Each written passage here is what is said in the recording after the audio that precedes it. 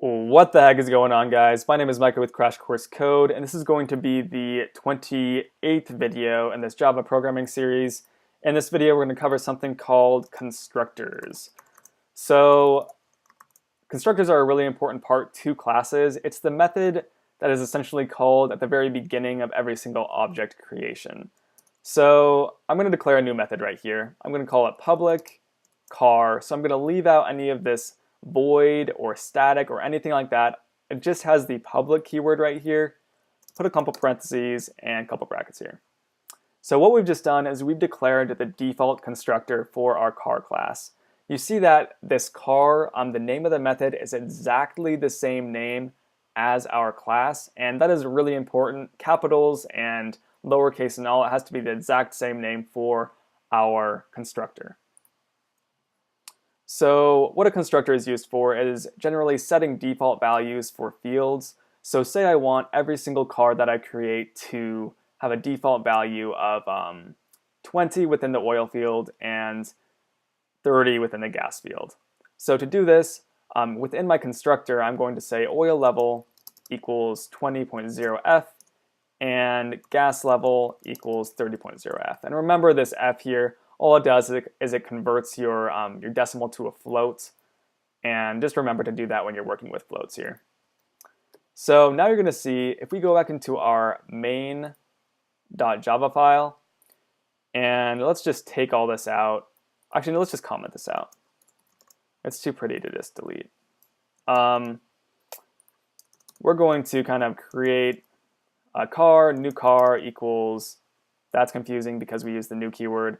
We're going to call this yellow car equals new car like this. And you're going to notice something interesting. The method we declared was basically this method. So now you guys might have a better understanding of why you put these parentheses here and why you say new and then the class name. Basically what it's doing is it's calling that default constructor for your class. So now, if you see, we're just going to try printing out, we're going to try to get the oil level and the gas level of this car. So we're going to say yellow car dot get gas level, and we have to system dot out dot println this junk out so we can actually see it. We're going to do that there, and we're going to do the same thing to the oil level. So yellow car dot get oil level.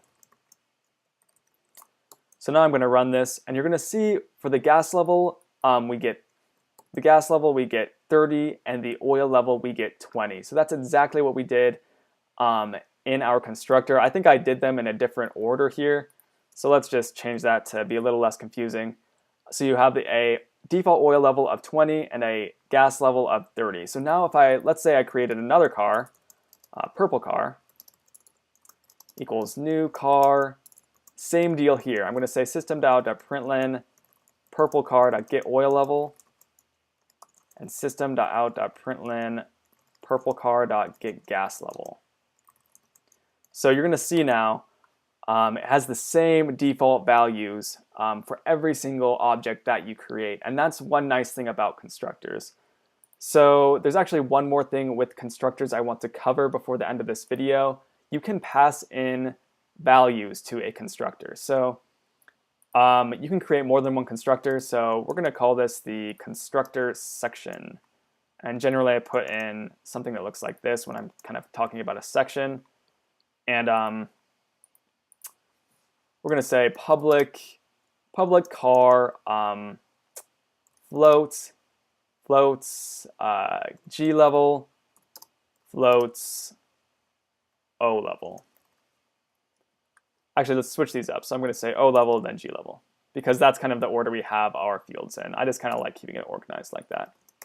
So now we're going to say oil level equals O level, and gas level equals G level. So basically the values that you pass in to this other car constructor here, I want you to set the field oil level to the O level that's passed in, and set the field gas level to the G level that's passed in.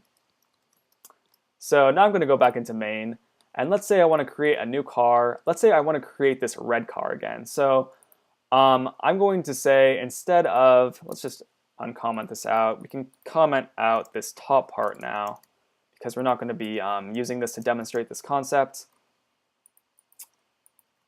And what's going on there? It's not commenting out. Oh, well, whatever. Let's just delete this. Oh, I think it was this other bit was giving me the issue here. So now you're going to see we're going to create the same exact red car and blue car, but using that constructor we just created. So I'm going to say new car, and within these two parentheses, I'm going to say 10.0f and 15.0f. So now you're going to see what I've done is I've set the oil level and the gas level of the car now. I don't have to use these getter or setter methods here, or I don't have to use these setter methods, and I can run this now, and you're going to see that this car has a oil level of 10 and a gas level of 15 without using that setter method. So this is a convenient way of initializing new objects with certain types of fields.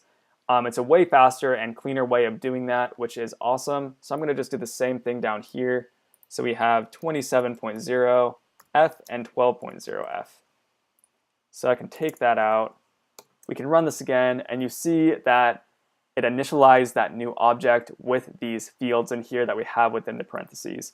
And remember, you have to put these in the same, put the arguments in the same order that you kind of blueprinted them out to be. So if I go back into the car class, you see you have the O level first and G level second. So make sure you have the oil level you want to put in first and the gas level you want to put in second. Generally, people will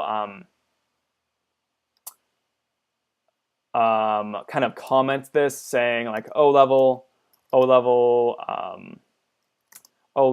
is field oil level, G level is field gas level, or something like that. Just kind of a comment in there to let them know exactly what they're doing with those variables.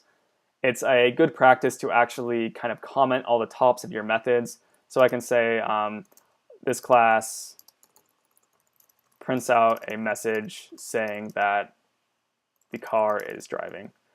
Just a good habit to get into, but yeah, that's really it for comments. And also constructors. So hopefully you guys have a better understanding of constructors after this video. Thank you guys for watching, and I'll see you guys in the next one.